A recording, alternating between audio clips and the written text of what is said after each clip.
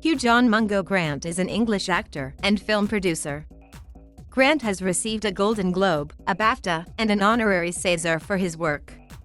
As of 2018, his films have grossed a total of nearly $3 billion worldwide from 29 theatrical releases. He first received attention after earning the Volpe Cup for his performance in the film Maurice, but achieved international success after appearing in 4 Weddings and a Funeral. He used this breakthrough role as a frequent cinematic persona during the 1990s, delivering comic performances in films such as Notting Hill and Mickey Blue Eyes. For 4 Weddings and a Funeral, Grant won the Golden Globe Award for Best Actor, Motion Picture Musical or Comedy, and the BAFTA Award for Best Actor in a Leading Role. Grant's starring role in the popular 4 Weddings and a Funeral in 1994 made him one of the best-known figures in 1990s British popular culture, and he was seen as a charming, vulnerable, witty romantic lead. By the turn of the 21st century, he had established himself as a leading man, skilled with satirical comic talent. In the early 2000s he expanded his oeuvre with critically acclaimed turns as a cat in Bridget Jones's Diary, About a Boy, Love Actually, and American Dreams. He later played against type with multiple roles in the epic sci-fi drama film, Cloud Atlas. He is also known for appearing in period pieces such as The Remains of the Day and Sense and Sensibility. Most recently, he received critical acclaim for his portrayals of St. Claire Bayfield and Florence Foster Jenkins, Phoenix Buchanan, an antagonist in Paddington 2, and Jeremy Thorpe in the BBC One miniseries A Very English Scandal. He was BAFTA nominated for all 3 performances, and received Golden Globe Award nominations for Florence Foster Jenkins and A Very English Scandal. Within the film industry, Grant has been known as a meticulous performer and as an anti-star who approaches his roles like a character actor, working hard to make his acting appear spontaneous. Hallmarks of his comic skills include a nonchalant touch of sarcasm and studied physical mannerisms. The entertainment media's coverage of his life off the big screen has often overshadowed his work as an actor. He has been outspoken about his antipathy towards the profession of acting, his disdain towards the culture of celebrity, and his hostility towards the media. He emerged as a prominent critic of the conduct of Rupert Murdoch's News Corporation during the News International phone hacking scandal. In a career spanning more than 35 years, Grant has repeatedly claimed that acting was not his true calling, but rather a career that developed by happenstance.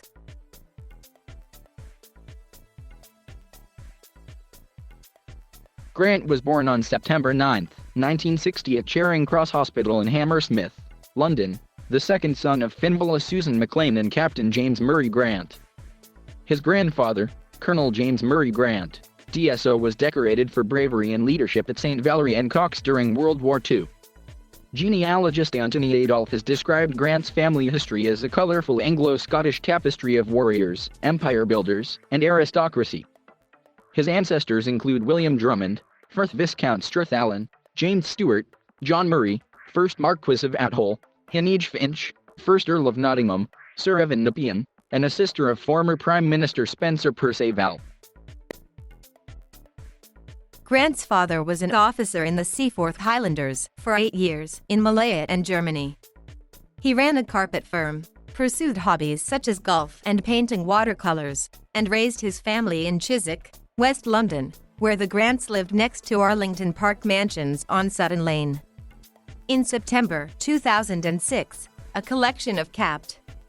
Grant's paintings was hosted by the John Martin Gallery in a charity exhibition organized by his son, called James Grant, 30 Years of Watercolors.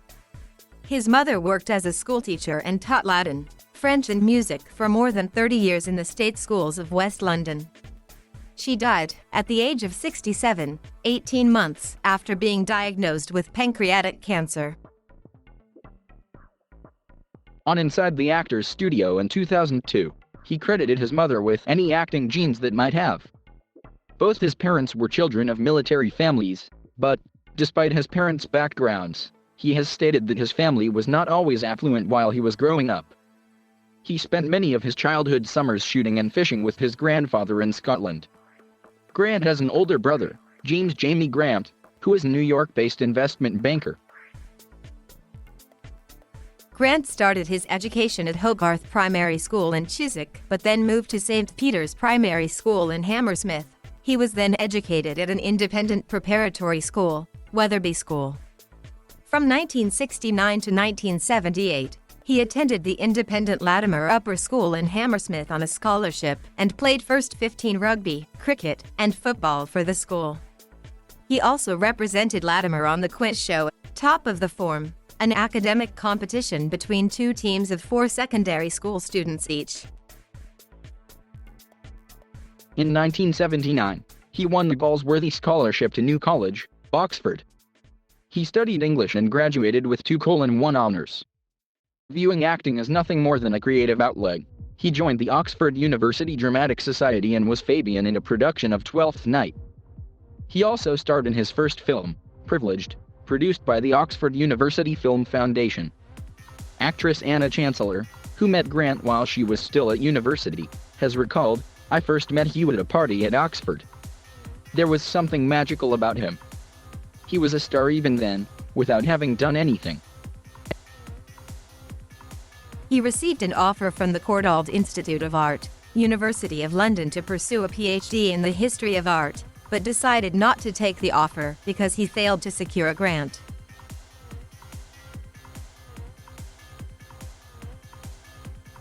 After making his debut in the Oxford-financed film Privileged, Grant dabbled in a variety of jobs, such as working as an assistant groundsman at Fulham Football Club, tutoring, writing comedy sketches for TV shows, and working for Talkback Productions to write and produce radio commercials for products such as Mighty White Bread and Red Stripe Lager. At a screening of Privileged at BAFTA in London, he was approached by a talent agent offering to represent him. Still intending to begin his MPhil at the Courtauld Institute, Grant declined, but then later reconsidered, thinking that acting for a year would be a good way to save some money for his studies. Soon afterwards, he was offered a supporting role in The Bounty starring Mel Gibson and Anthony Hopkins, but was prevented from playing the role because he didn't yet have an equity card, which could only be earned through acting in regional theatre. To obtain his equity card, he joined the Nottingham Playhouse and lived for a year at Park Terrace in the Park Estate in Nottingham. Richard Digby Dane directed him in small roles at the Nottingham Playhouse in Lady Windermere's Fan, an avant-garde production of Hamlet, and Coriolanus. Bored with small acting parts, Grant created a sketch comedy group called the Jockeys of Norfolk, a name taken from Shakespeare's Richard III, with friends Chris Lang and Andy Taylor. The group toured London's pub comedy circuit with stops at the George IV in Chiswick, Canal Cafe Theatre in Little Venice and the King's Head in Islington. The Jockeys of Norfolk proved a hit at the 1985 Edinburgh Festival Fringe after their sketch on the Nativity, told as an Ealing comedy, gained them a spot on Russell Hardy's BBC Two TV show Hardy Goes To. In 1986 he played Eric Burling in a production of An Inspector Calls at the Royal Exchange Theatre in Manchester, directed by Richard Wilson, giving a performance that Greville Lindop, writing in the Times Literary Supplement, described as outstanding. In 1985 and 1986, Grant had minor roles in 8 television productions, including TV films, historical miniseries, and single episodes of series. His first leading film role came in Merchant Ivory's Edwardian drama film Maurice, adapted from E.M. Forster's novel. He and co-star James Wilby shared the Volpe Cup for Best Actor at the Venice Film Festival for their portrayals of lovers Clive Durham and Maurice Hall, respectively. During the late 1980s and early 1990s, he balanced small roles on television with film work, which included playing Hugh Cholmondeley, third Baron Delamere in the BAFTA Award-nominated White Mischief, and a supporting role in The Dawning opposite Anthony Hopkins and Gene Simmons. In 1988, he had a leading role in Ken Russell's horror film, The Lair of the White Worm. He was Lord Byron in a Goya Award-winning Spanish production called Romando al Viento, and portrayed legendary champagne merchant Charles Heidsieck in the television film Champagne Charlie. In 1990, he had a small role in the sports/crime drama The Big Man, opposite Liam Neeson, in which Grant assumed a Scottish accent, The film explores the life of a Scottish miner who becomes unemployed during a union strike. In 1991, he played Julie Andrews' gay son in the ABC made-for-television film Our Sons. In 1991 he starred as Frederick Chopin in Impromptu, opposite Judy Davis as his lover George Sand. Although his performance received little mention at the time, 25 years after the fact David Yersley in Counterpunch wrote, "If an honest history about classical music on the big screen were to be written, the laurels for greatest performance would go to that lovable master of self-effacing charm, bumbling bonhomie, and buoyantly melancholic repartee, Hugh Grant." His definitive turn as Frederick Chopin. Grant gave us a pale and haughty genius, seemingly self-assured yet painfully fragile beneath the facade, and not just because of his hacking ill health.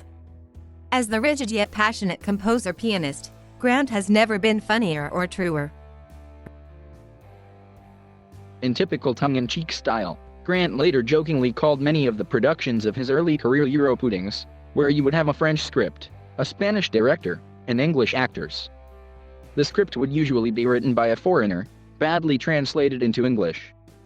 And then they'd get English actors in, because they thought that was the way to sell it to America. At 32, Grant claimed to be on the brink of giving up the acting profession but was surprised by the script of 4 Weddings and a Funeral. "If you read as many bad scripts as I did, you'd know how grateful you are when you come across one where the guy actually is funny," he later recalled. Released in 1994 with Grant as the protagonist, 4 Weddings and a Funeral became the highest-grossing British film to date with a worldwide box office in excess of $244 million, making him an overnight international star. The film was nominated for 2 Academy Awards, and among numerous awards won by its cast and crew, it earned Grant a Golden Globe Award for Best Actor, Motion Picture Musical or Comedy and a BAFTA Award for Best Actor in a Leading Role. It also temporarily typecast him as the lead character, Charles, a bohemian and debonair bachelor. Grant saw it as an inside joke that the star, due to the parts he played, was assumed to have the personality of the screenwriter, who is known for writing about himself and his own life. Grant later expressed, In July 1994, he signed a 2-year production deal with Castle Rock Entertainment, and by October, he became founder and director of the UK-based Simeon Films Limited. He appointed his then-girlfriend, Elizabeth Hurley, as the head of development to look for prospective projects. Simeon Films produced 2 Grant vehicles in the 1990s and lost a bid to produce About a Boy to Robert De Niro's Tribeca Productions. The company closed its U.S. office in 2002 and Grant resigned as director in December 2005. Before the release of 4 Weddings and a Funeral, Grant had reunited with its director Mike Newell for the tragicomedy And Awfully Big Adventure, which was labeled a determinately offbeat film by the New York Times. He portrayed a bitchy, supercilious director of a repertory company in post-World War II Liverpool. Critic Roger Ebert wrote, "It shows that he has range as an actor," but the San Francisco Chronicle disapproved on grounds that the film plays like a vanity production for Grant. Janet Maslin, praising Grant as superb and a dashing cat under any circumstances, commented, "For him this film represents the road not taken." Made before 4 Weddings and a Funeral was released, it captures Mr. Grant as the clever, versatile character actor he was then becoming, rather than the international dreamboat he is today. His next role was as a cartographer in 1917 Wales in The Englishman Who Went Up a Hill But Came Down a Mountain. Grant's first studio-financed Hollywood project was opposite Julianne Moore in Chris Columbus's comedy 9 Months. Though a hit at the box office, it was almost universally panned by critics. The Washington Post called it a grotesquely pandering caper and singled out Grant's performance as a child psychiatrist reacting unfavorably to his girlfriend's unexpected pregnancy for his insufferable muggings. Grant himself has been highly critical of his performance in 9 Months, stating in a 2016 interview. Next in 1995, he starred as Emma Thompson's suitor in her Academy Award-winning adaptation of Jane Austen's Sense and Sensibility, directed by Ang Lee.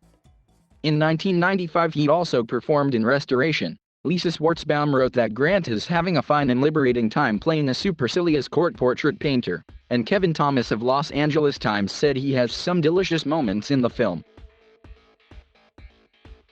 He made his debut as a film producer with the 1996 thriller Extreme Measures.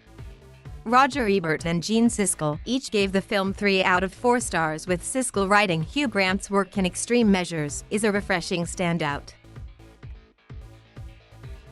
After a 3-year hiatus, in 1999 he paired with Julia Roberts in Notting Hill, which was brought to theaters by much of the same team that was responsible for 4 Weddings and a Funeral.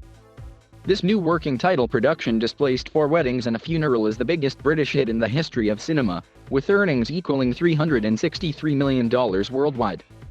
As it became exemplary of modern romantic comedies in mainstream culture, the film was also received well by critics. CNN reviewer Paul Quinton said, "Notting Hill stands alone as another funny and heartwarming story about love against all odds." Reactions to his Golden Globe-nominated performance were varied, with Salon.com's Stephanie Zacharek criticizing that Grant's performance stands as an emblem of what's wrong with Notting Hill. What's maddening about Grant is that he just never cuts the crap. He's become one of those actors who's all shambling self-caricature. From his twinkly crow's feet to the time-lapsed half-century it takes him to actually get one of his lines out.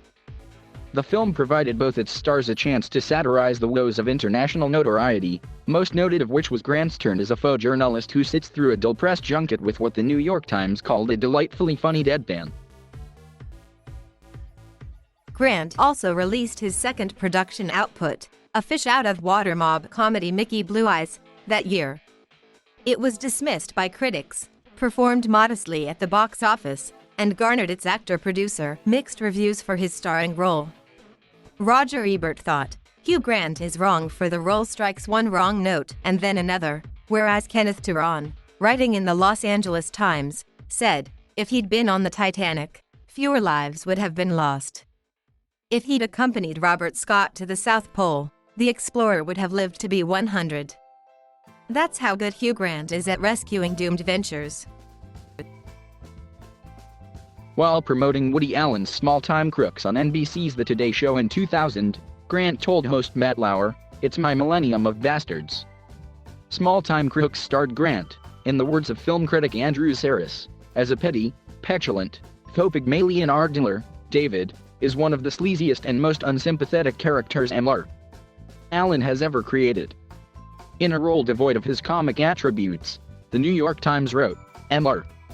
Grant deftly imbues his character with exactly a perfect blend of charm and nasty calculation.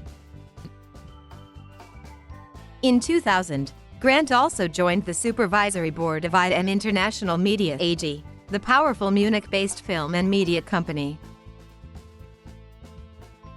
In 2001, his turn as a charming but womanizing book publisher Daniel Cleaver in Bridget Jones's Diary was proclaimed by Variety to be as sly an overthrow of his star's polished posh and nice poster image as any comic turn in memory. The film, adapted from Helen Fielding's novel of the same name, was an international hit, earning $281 million worldwide. He was, according to the Washington Post, fitting as a cruel, manipulative cad, hiding behind the male god's countenance that he knows all too well.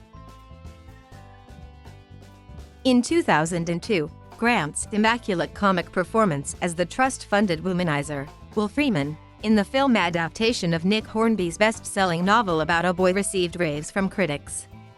Almost universally praised, with an Academy Award-nominated screenplay, About a Boy was determined by the Washington Post to be that rare romantic comedy that dares to choose messiness over closure, prickly independence over fetishized coupledom, and honesty over typical Hollywood endings.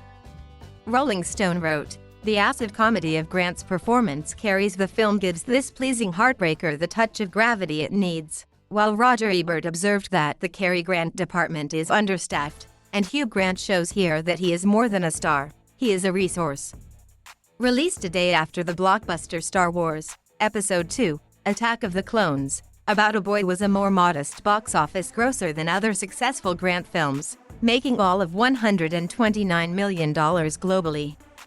The film earned Grant his third Golden Globe nomination, While the London Film Critics Circle named Grant its Best British Actor, and GQ honored him as one of the magazine's Men of the Year 2002. His performance can only be described as revelatory, wrote critic in Hornaday, adding that Grant lends the show's layer upon layer of desire, terror, ambivalence, and self-awareness. The New York Observer concluded, gets most of its laughs from the evolved expertise of Hugh Grant in playing characters that audiences enjoy seeing taken down a peg or two as a punishment for philandering and womanizing and simply being too handsome for words and with an English accent besides. In the end, the film comes over as a messy delight, thanks to the skill, generosity, and good sport, punching bag panache of Mr. Grant's performance. About a Boy also marked a notable change in his boyish look. Now 41, he had lost weight and also abandoned his trademark floppy hair. Entertainment Weekly's Owen Gleiberman took note of Grant's maturation in his review, saying he looked noticeably older and that it looked good on him. He added that Grant's pillowy cheeks are flatter and a bit drawn, and the eyes that used to peer with love-me cuteness now betray a shark's casual cunning.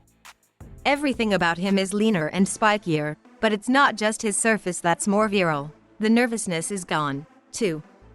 Hugh Grant has grown up, holding on to his lightness and witty cynicism, but losing the stuttering Sherry Club mannerisms that were once his signature. In doing so, he has blossomed into the rare actor who can play a silver-tongued sleaze with a hidden inner decency.